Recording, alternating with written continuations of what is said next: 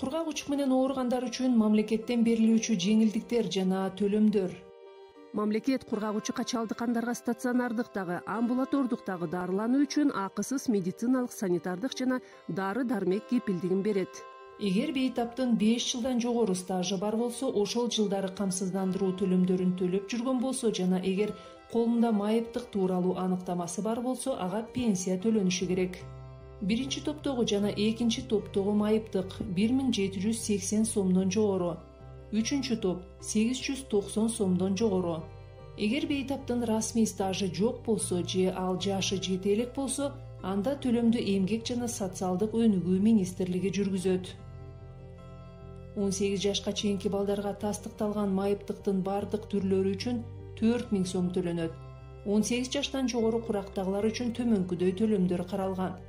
Биринчи топтогу майыптык 3800 сом, экинчи топтогу майыптык 3300 сом, үчүнчү топтогу майыптык 2800 сом. Жергиликтүү өз алдынча башкаруу органдары кургак учук менен ооругандарга дарылана турган жерине барып келүүсү үчүн 1 жылда 1 жолу жол киресин төлөп бере алат. Ал үчүн бейтап жергиликтүү үй-бүлөлүк медицина борборуна каттоого туруп, дарыгер аны жергиликтүү өз алдынча башкаруу органдарына жыл сайын жөнөтө турган тизмеге киргизүүсүн суранышы зарыл.